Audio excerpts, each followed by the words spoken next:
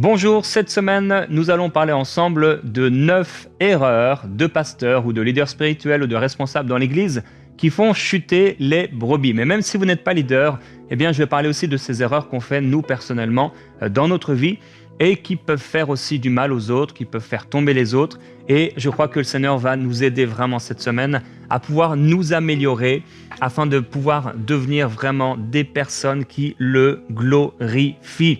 Et c'est important pour nous et pour vous qui allez écouter ces enseignements cette semaine, d'avoir un cœur pur, d'avoir un bon cœur. Je sais que certainement la plupart d'entre vous, vous avez un bon cœur. Dieu habite dans votre cœur, vous aimez le Seigneur et il est important pour nous de garder notre cœur de l'offense, de l'amertume, des blessures et de pouvoir écouter ces enseignements qui sont peu enseignés, c'est vrai, dans l'Église. On va plus souvent parler des erreurs des brebis et pas des erreurs des leaders. Mais j'ai trouvé important, surtout quand je préparais dans la prière cette série, je demandais au Seigneur qu'est-ce qu'il voulait que je puisse apporter. Dieu a mis sur mon cœur de partager sur les 9 erreurs de leaders, de responsables spirituels qui font chuter les brebis. Je crois que Dieu veut vous parler et que ça va vous encourager, que vous soyez leader ou pas, comme je l'ai partagé. Alors c'est un chapitre, une série qui se retrouve dans mon deuxième livre, Walk in Love. Vous voyez ici 9 erreurs de pasteurs qui font chuter les brebis. Et le premier livre, Walk in Love, vous savez, le livre rouge, bien connu. Donc c'était vraiment le but de ce livre, c'était que le cœur des brebis puisse à nouveau aller vers, entre guillemets, les pères. Et le deuxième livre ici, que les cœurs des pères puissent aller vers les fils, vers les brebis. Et avant de partager avec vous cela, je vais lire un témoignage qu'on a reçu d'une sœur qui s'appelle Audrey de France. Elle dit « J'ai rencontré Christ il y a 6 ans. Je manquais d'enseignement, je n'étais pas entouré. Alors j'ai prié en demandant à Dieu de m'aider à grandir de n'importe quelle façon. Un soir, je suis allé sur YouTube et j'ai vu en suggestion une vidéo du pasteur Jérémie. Puis j'ai commencé à suivre ses émissions. Je suis tombé malade plusieurs fois à cette époque et j'ai eu la thyroïde. J'avais mes règles 1 fois par an. J'étais dépressif, j'avais des problèmes d'estomac. Il y a 4 ans, je suis tombé sur une vidéo où le pasteur Jérémie priait pour 150 maladies différentes pour la guérison. J'ai déclaré avec lui, j'ai été guéri instantanément. J'ai eu la pleine conviction que j'étais guéri. J'ai senti l'onction à travers la vidéo. Quelques jours après, j'ai fait mes analyses du mois de la thyroïde et là, j'ai appris que j'étais guéri, alors que c'est une maladie héréditaire dont tout le monde souffre dans ma famille jusqu'à leur mort. J'ai eu mes règles chaque mois jusqu'à encore aujourd'hui. Je suis sorti de la dépression, des crises d'angoisse. Je me suis abandonné totalement à Dieu. J'ai reçu le parler en langue à travers une vidéo de prière inspirée et depuis, je vis une vie épanouie en Christ. Merci pour votre émission. Vous êtes un canal par lequel Dieu passe pour nous bénir. On est tellement reconnaissant au Seigneur pour ces magnifiques témoignages qui nous parviennent. Pendant longtemps, je ne prenais plus le temps de lire les témoignages et de les partager avec vous, mais j'ai trouvé important de le refaire. Alors, à partir d'aujourd'hui, je vais à nouveau lire les témoignages de façon régulière, souvent en introduction des émissions, peut-être avant le temps de prière, pour vous encourager vous aussi. Comme vous l'avez entendu, cette sœur a été complètement transformée par la puissance et par l'amour du Seigneur. Et quelle que soit votre maladie et quelle que soit votre souffrance, j'étais en Afrique dernièrement. Une femme m'a dit qu'elle n'avait jamais eu ses règles de sa vie dans un rendez-vous. Et eh bien, si c'est votre cas, vous avez des problèmes au niveau de vos règles, je prie maintenant au nom de Jésus-Christ que tout ce qui a été bloqué puisse être débloqué et que la puissance du Seigneur soit sur vous maintenant. Vous pouvez toucher votre ventre maintenant et je déclare au nom de Jésus-Christ la guérison, la libération de ce ventre, la libération de ses entrailles au nom de Jésus. Que le flux soit normal dans le nom du Seigneur Jésus-Christ et que la puissance du Seigneur vous touche. Au nom de Jésus-Christ, je prends autorité contre toute malédiction, toute forme de malédiction, tout ce qui a pu être fait dans le secret contre vous. Et je déclare au nom du Seigneur que toutes ces paroles et tous ces actes de sorcellerie ou de malédiction quelconque n'ont aucun effet maintenant et sont brisés par la puissance du Seigneur Jésus-Christ. Je déclare que vous aurez vos règles d'une façon normale à partir d'aujourd'hui, parce que le Seigneur vous aime, il est puissant, il est glorieux. Et si vous êtes atteint comme cette sœur de la dépression, eh bien, soyez guéris aussi de la dépression. Vous pouvez vous lever plein de courage parce que le Seigneur vous aime et parce qu'il est avec vous. Il ne vous abandonnera pas, il ne vous délaissera pas. Mais maintenant, il relève votre tête par sa puissance au nom du Seigneur Jésus-Christ. Alors, quand on aborde un thème comme celui de cette semaine sur les erreurs de pasteurs et de leaders, comme je l'ai dit, c'est tellement important pour nous, frères et sœurs, et je voudrais vous encourager à cela, à pouvoir écouter, non pas dans un but d'accuser votre pasteur. On passerait tellement à côté si à la fin de cet enseignement ou de cette semaine, eh bien, vous ayez un regard accusateur ou de condamnation envers votre pasteur, puisque ce n'est pas du tout, bien sûr, le cœur de Dieu. Dieu veut qu'on puisse marcher dans l'amour les uns avec les autres. Et donc, c'est important et nous avons tous notre responsabilité. Les croyants et les brebis ont la responsabilité d'obéissance et de soumission selon le livre aux Hébreux. Ils doivent obéir à leur conducteur spirituel et leur être soumis. Ça, c'est notre responsabilité. Et les leaders aussi, eux, ont une responsabilité puisqu'ils auront, nous aurons à rendre des comptes sur la façon dont nous avons été un modèle pour les brebis, pour le troupeau que Dieu nous a donné. Alors on a tous notre responsabilité et on a tous nos responsabilités et il est important, donc, et c'est pourquoi aussi dans cette série, je vais à la fois parler aux leaders, mais à la fois parler à toute personne et pour nous encourager. Et aujourd'hui, on veut parler de ces erreurs de communication. Et dans ces erreurs de communication, c'est la première erreur dont on parlera, il y a 6 points, 6 erreurs de communication courantes qu'on peut retrouver dans l'Église. Et c'est vrai que dans l'Église, eh bien, on peut avoir parfois des personnes qui se lèvent dans la rébellion.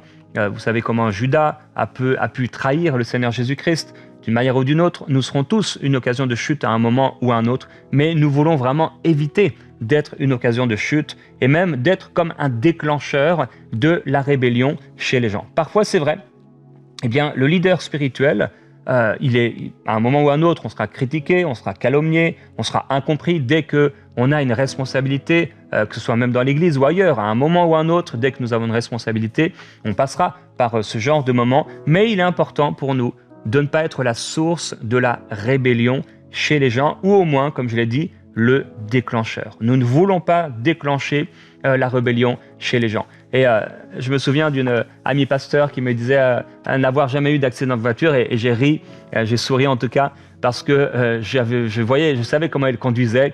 Et en fait, même si elle n'avait pas eu d'accident de voiture, elle conduisait tellement mal que derrière elle, eh bien, elle pouvait provoquer tout un tas d'accidents. Et parfois, eh bien, les leaders spirituels sont un peu comme ça.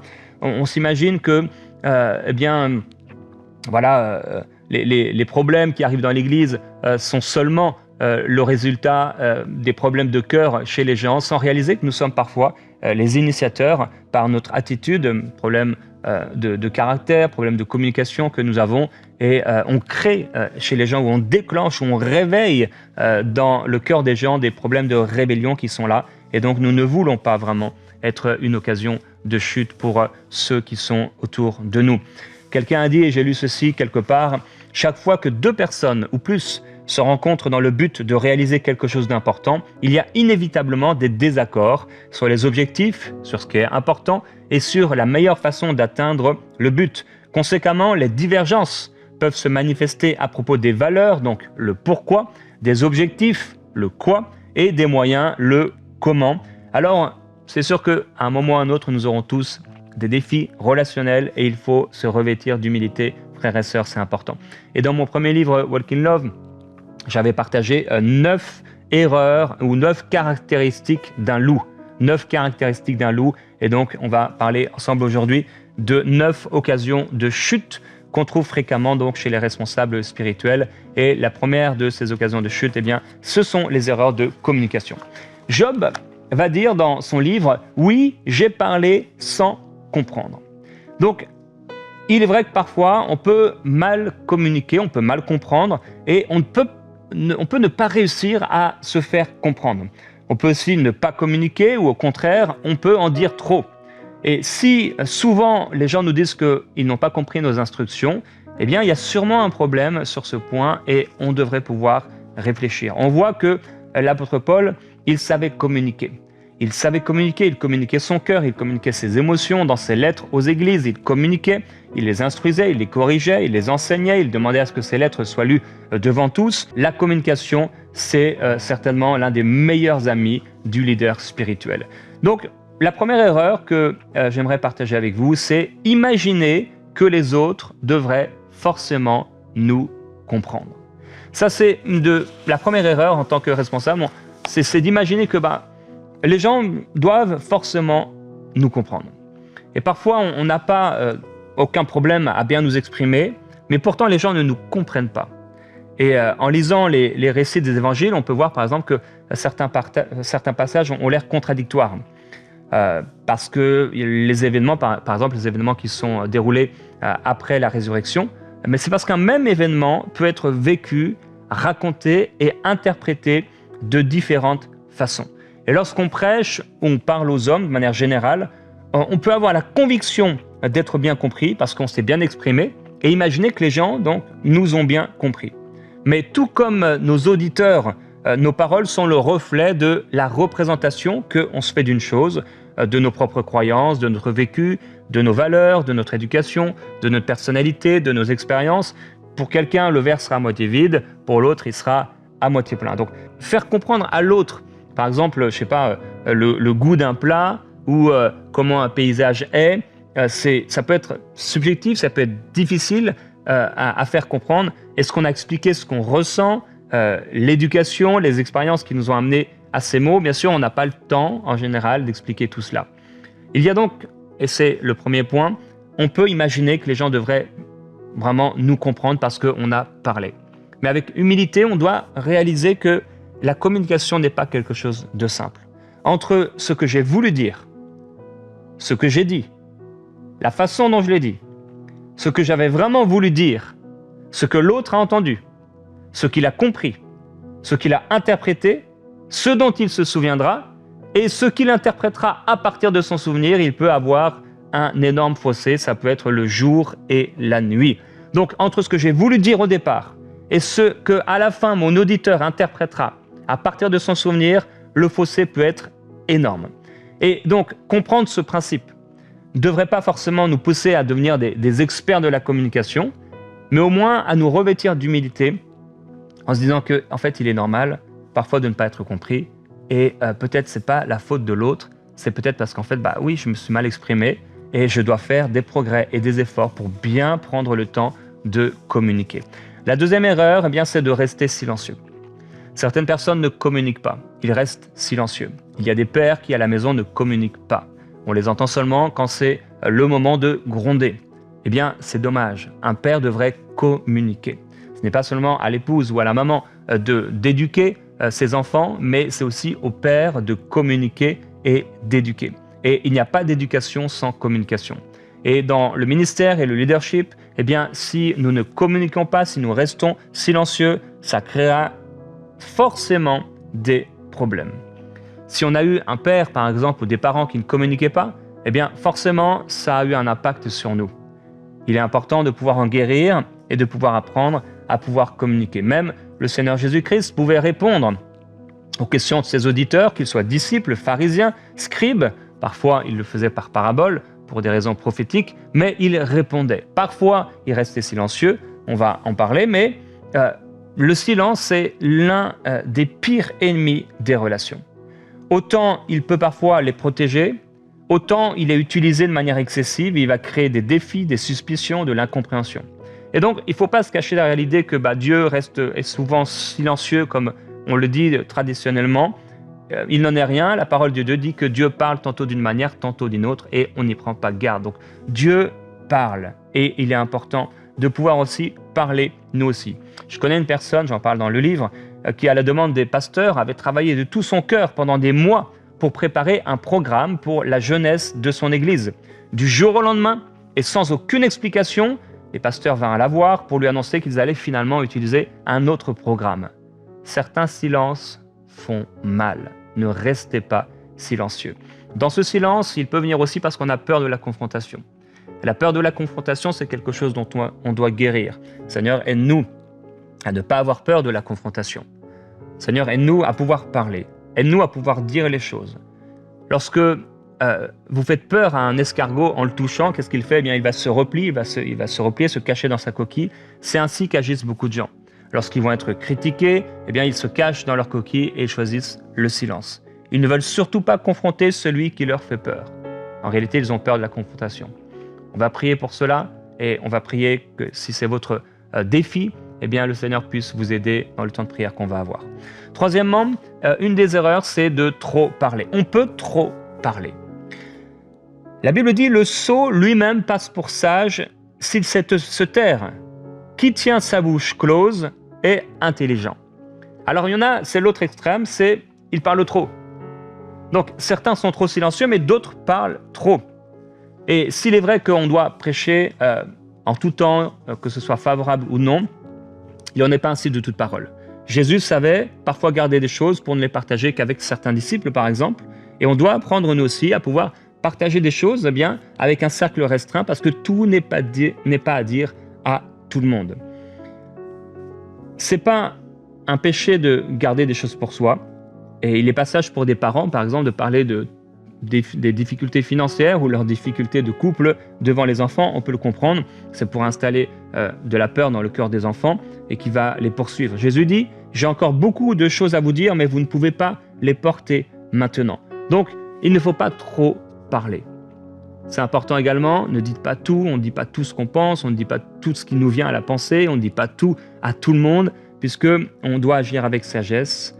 Et ceux qui parlent trop, bien, une des erreurs qu'ils commettent, c'est qu'ils ne savent pas garder des secrets. Si quelqu'un vous dit quelque chose dans un bureau, que vous soyez pasteur ou que vous soyez un croyant ou un responsable quelque part, si quelqu'un vous dit quelque chose dans un bureau qui doit rester secret, vous ne devez pas en parler au pupitre. Combien de personnes ont fait cette erreur? Combien de personnes ont été blessées parce qu'ils ont parlé à leur pasteur de quelque chose et le dimanche qui suit, eh bien, ils parlent de cette chose en prêchant. C'est important de savoir garder les secrets. Ou si vous avez un doute, de demander à cette personne, est-ce que je peux parler de cette chose avec mon épouse ou avec tel frère ou avec telle personne? Une autre erreur, c'est de mal parler. Proverbe nous dit, celui qui surveille sa bouche et sa langue s'épargne bien des tourments. Donc, quand on est disciple de Christ, on ne dit pas tout ce qui nous passe par la tête. On ne parle pas n'importe comment aux gens, au gré de nos humeurs, de la météo, de nos indispositions du jour. L'insensé, la Bible dit quoi? Il a dans sa bouche un bâton pour le frapper. Et donc, on peut récolter bien des problèmes pour ne pas avoir surveillé ce qui sort de notre bouche. Et c'est ce qui sort, rappelez-vous, Jésus le dit, qui peut nous rendre coupables. L'apôtre Jacques a parlé des dangers de mal utiliser sa langue, la comparant au monde de l'iniquité et à un feu qui a des effets sur le cours de notre existence. David pouvait dire, Éternel, mets une garde à ma bouche, veille sur la porte de mes lèvres. Alors, c'est important, par exemple, d'utiliser la politesse. Il y a des gens qui parlent à des croyants ou à des personnes dans l'église comme si c'était des chiens, comme si c'était des animaux, vraiment sans politesse. Certaines personnes se prennent pour les rois du monde ou les rois de l'église. Ils prennent un malin plaisir même à outrager les gens. Et je veux vous encourager à parler aux gens avec douceur. Et si on peut utiliser à un moment, oui, la dureté de Christ, lorsque parfois il traitait les chefs religieux d'hypocrites, eh bien on devrait être prêt comme Christ à mourir pour ces personnes. Il est important d'utiliser le langage qui convient. Avec Annabelle, on parle régulièrement, en tout cas régulièrement, de temps à autre, donc on enseigne au couple, on peut parler de la sexualité. La Bible parle de la sexualité, elle dit tout sans trop dire. Elle parle et elle aborde de tout, mais avec pudeur. Par exemple, l'apôtre Paul dit ne pas se priver l'un de l'autre, ou encore retourner ensemble. La Bible dit Adam connut Ève, sa femme. Donc Dieu n'en a pas dit trop, mais on a tout compris. Et donc il faut faire attention aussi à la manière dont on va parler. Une autre erreur, bien, c'est de mal s'exprimer.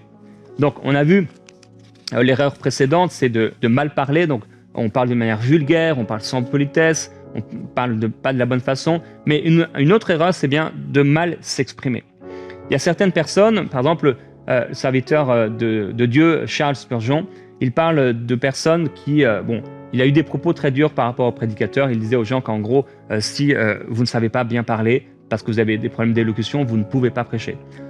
Personnellement, je suis ouvert à la diversité, mais je comprends quelque part, entre guillemets, le point de vue partagé par Charles.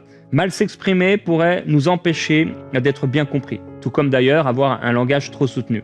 Donc il faut savoir s'adapter à nos auditeurs. Si quelqu'un, par exemple, a grandi au cœur de la cité, il aura parfois peut-être des difficultés à communiquer avec des personnes qui sont nées dans un autre milieu et vice-versa, parce qu'on n'a pas forcément le même langage. Je connais des prédicateurs qui ont grandi dans des milieux défavorisés. J'en connais un, par exemple, il parle très bien, il écrit même très bien. Pour l'autre, il a un véritable défi dans sa communication de langage et aussi d'élocution. Et ce sont des défis, pour ne pas dire des défauts. Donc, c'est important. Et d'un autre côté, j'ai entendu parfois un prédicateur qui parlait tellement bien que j'ai oublié tout ce qu'il a dit. Je n'ai pas entendu le message parce que c'était trop soutenu. Donc, c'est important pour nous de bien s'exprimer. On ne cherche pas à avoir un langage soutenu, mais il est important de bien communiquer et on va aussi prier par rapport à cela pour pouvoir bien s'exprimer. Et le dernier point que je veux partager avec vous, eh bien, c'est vivre sur un piédestal ou dans une caverne. Jésus vivait avec les gens et vous savez, lorsque les disciples ont voulu suivre Jésus dans sa maison, il les a accueillis chez lui et qu'est-ce qu'il leur a dit? Venez et voyez. C'est important pour nous de ne pas être donc une occasion de chute.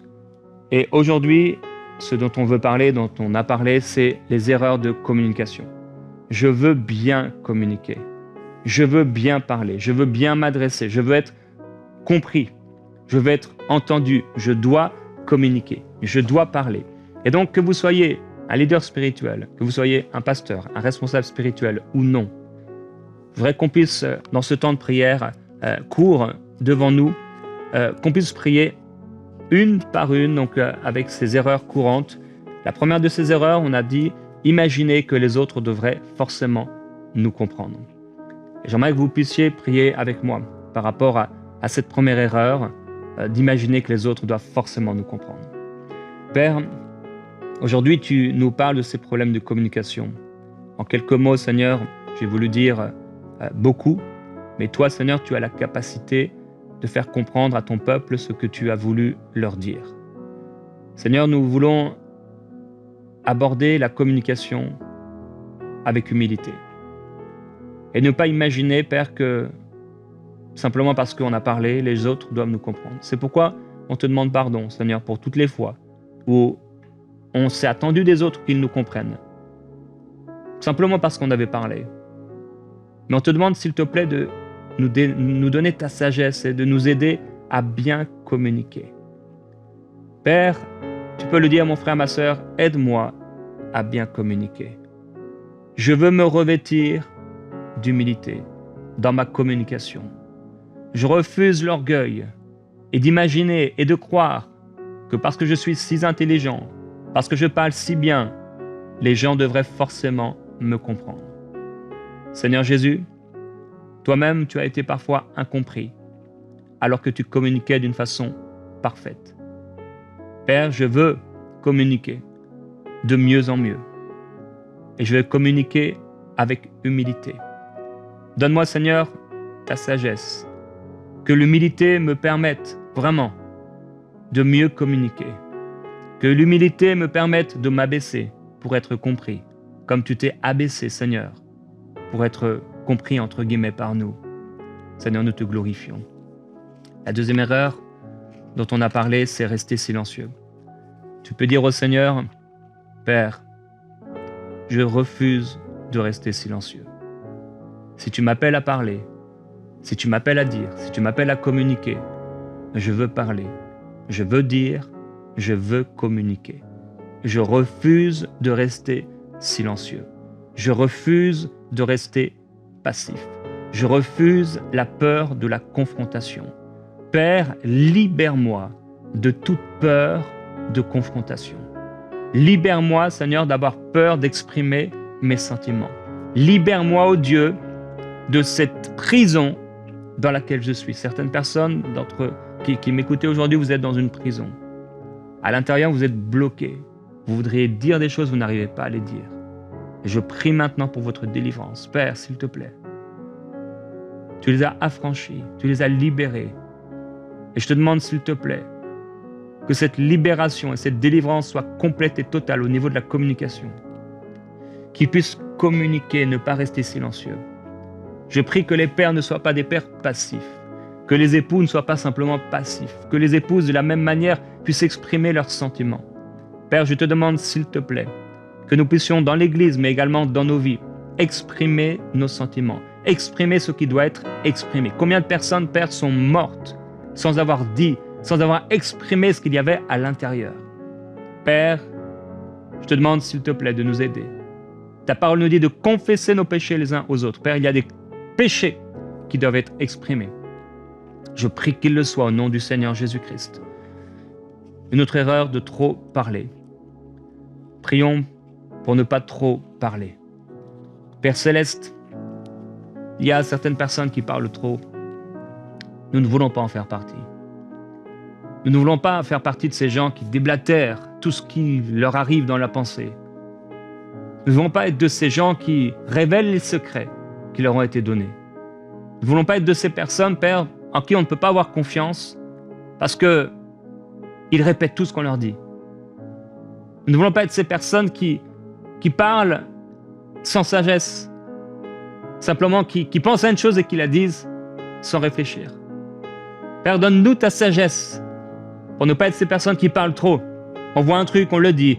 On pense quelque chose, on le dit. On a une pensée de critique, on critique. Aide-nous, Seigneur, à garder notre bouche. Aide-nous à garder, Seigneur, et à rejeter ce qui doit être rejeté.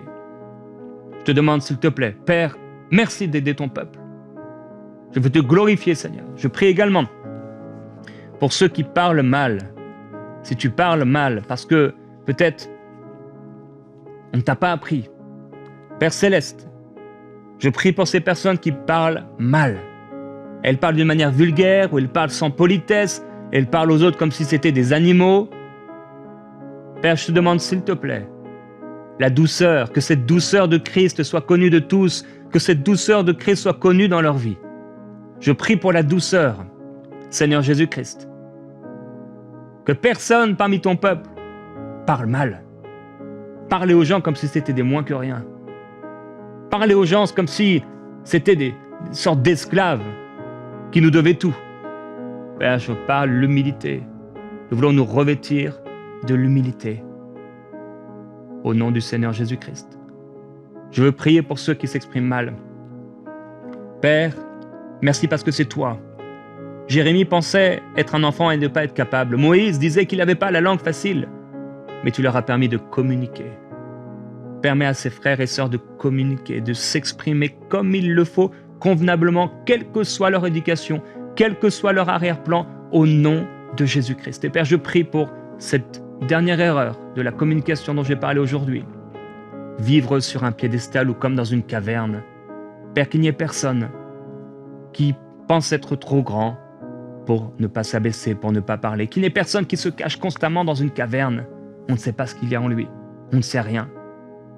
Jamais il ne reçoit des gens à la maison.